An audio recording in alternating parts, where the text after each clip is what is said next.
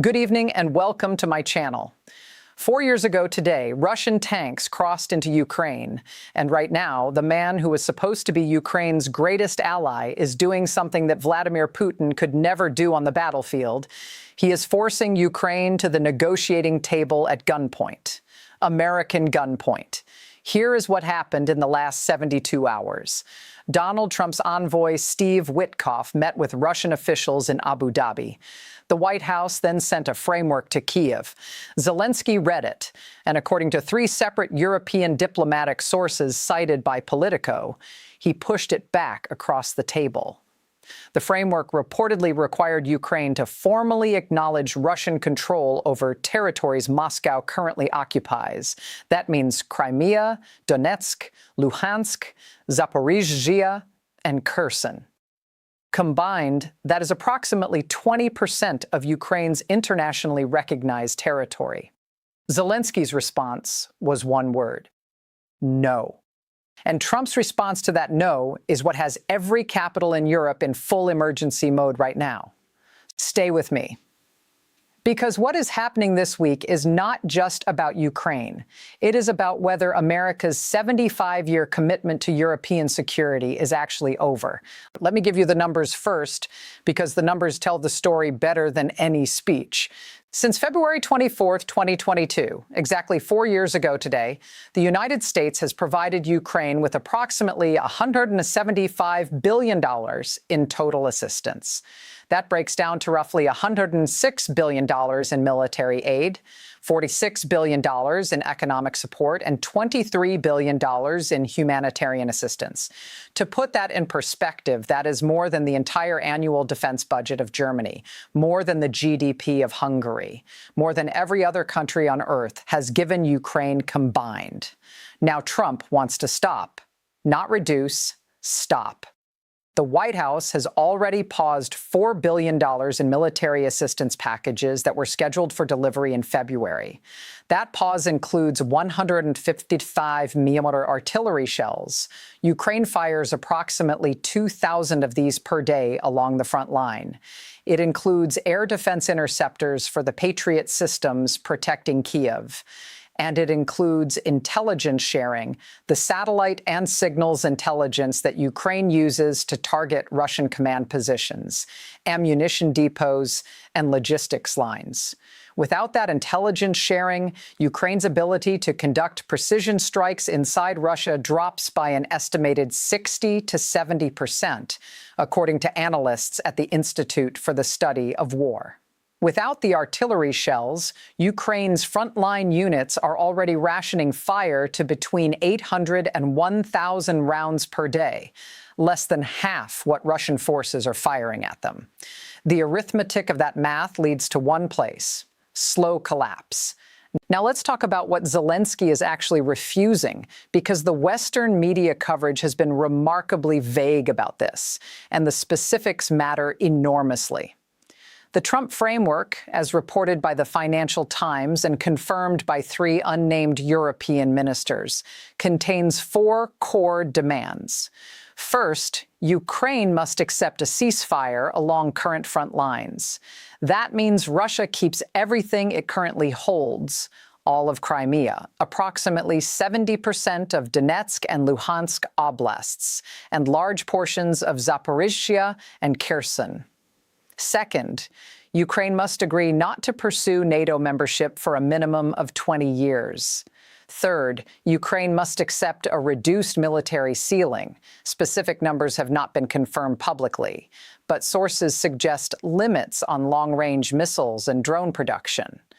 Fourth, any security guarantees for Ukraine would come from European nations only, not the United States, and explicitly not NATO Article 5.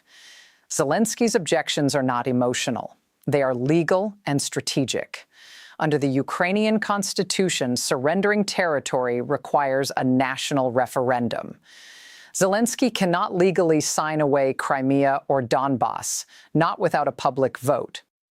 And every poll taken inside Ukraine in the past 6 months, including one by the Kyiv International Institute of Sociology in January 2026, shows that between 68 and 74% of Ukrainians oppose any territorial concession to Russia, even if it means the war continues. But there is a deeper strategic problem. General Valery Zelenskyy, Ukraine's former commander now serving as ambassador to London, stated publicly in February that a ceasefire along current lines simply freezes a position that is militarily untenable for Ukraine. Russia controls the high ground in Donetsk. Russia controls the Zaporizhzhia nuclear plant, the largest in Europe. Russia controls key water infrastructure for southern Ukraine. A frozen conflict at current lines, in Zelensky's assessment, means Russia simply rearms for 3 to 5 years and attacks again from a stronger position. Zelenskyy is not refusing peace. He is refusing a peace that guarantees the next war. Here's what nobody is explaining clearly, and this is the part that is genuinely alarming military planners in Warsaw and Berlin right now. The moment the United States signals it will not honor security commitments to a democratic country under active military attack, every security architecture in the world changes simultaneously. Taiwan is watching this. President Lai Ching-te's government has been in emergency consultations with the foreign ministry since Monday. The implicit American guarantee that underpins Taiwan's security is the same implicit guarantee that underpinned Ukraine's security after the 1994 Budapest Memorandum, when Ukraine voluntarily gave up 1,900 nuclear warheads in exchange for territorial guarantees from the United States, United Kingdom, and Russia. We know how that guarantee ended. South Korea is watching this. Japan is watching this. The 3 Baltic states, Estonia, Latvia, Lithuania, with a combined Russian-speaking minority of nearly 25% and a land border with Russia and Belarus, are watching this with particular terror. Estonian Prime Minister Kaja Kallas, now serving as EU foreign policy chief, said in Brussels on February 24th, and I want to be precise here, that Europe must now prepare to guarantee Ukraine's security entirely without American participation. She said European nations need to move from pledging support to actually deploying it. France's Emmanuel Macron, who proposed sending European troops to Ukraine as observers last year, is now reportedly reviving that proposal with considerably more urgency. British Prime Minister Keir Starmer convened an emergency coalition call on February 24th with leaders from Poland, the Baltic states, France, and Germany. And here is the number that makes all of this acutely real. Europe currently spends approximately $380 billion per year on defense, combined. The United States spends $886 billion. To replace American military support for Ukraine alone, Europe would need to increase its collective defense spending by an estimated 15 to 20% overnight. Poland, which already spends 4% of GDP on defense, the highest in NATO, has announced it will raise that to 5%.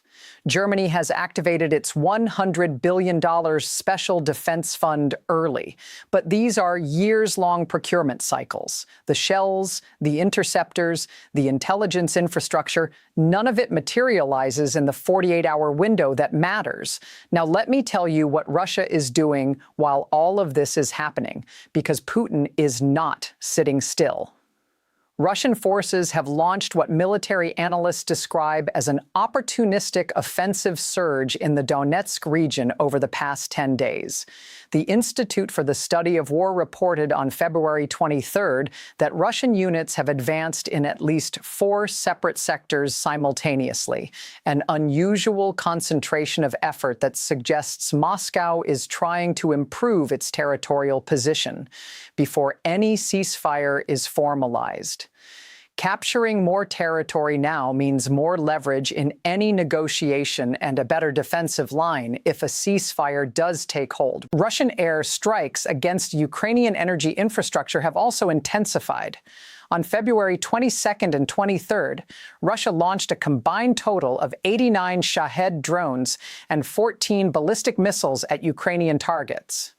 Ukraine's air defense, which depends heavily on American-supplied Patriot interceptors and the intelligence that helps cue them, shot down approximately 67 of the 89 drones and 9 of the 14 missiles. The ones that got through hit a thermal power plant in Kharkiv and 2 substations in the Dnipropetrovsk region. As of this morning, approximately 340,000 Ukrainian households are without electricity. Meanwhile, on the diplomatic front, Russian Foreign Minister Sergei Lavrov gave a press conference on February 24th, the 4-year anniversary of the invasion, in which he stated that Russia's conditions for peace have not changed. Russia requires, in Lavrov's words, Ukraine's full neutrality, a halt to Western weapon supplies, recognition of current territorial realities, and legal protection for Russian-speaking populations in all Ukrainian regions. That last condition, analysts note, is deliberately vague enough to justify future claims on Kharkiv, Odessa, and Mykolaiv, major Ukrainian cities that Russia does not currently control but has repeatedly targeted. In other words, Russia's stated peace terms would give it everything it currently holds, plus a legal framework to demand more later. That is not a peace offer. That is a surrender document. Let me now address the argument that Trump's people are actually making, because it deserves a serious response, not just dismissal. The Trump administration's core argument has 2 parts. First, the United States has spent $175 billion in 4 years, and Ukraine has not won. The front line today is roughly where it was in late 2022. That is factually accurate.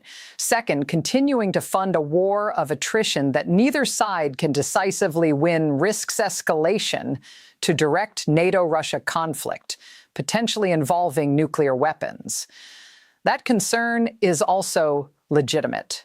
Senator Lindsey Graham, one of Trump's closest allies, told Axios on February 18th that he believes a negotiated settlement is preferable to another 3 to 5 years of grinding war.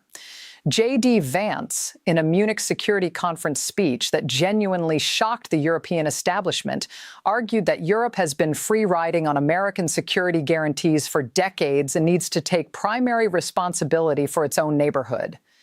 That argument has genuine merit. Europe's defense spending relative to GDP has historically been embarrassingly low. But here's the problem with the Trump framework that no amount of legitimate argument resolves. A ceasefire that rewards military aggression with permanent territorial gain does not create stability.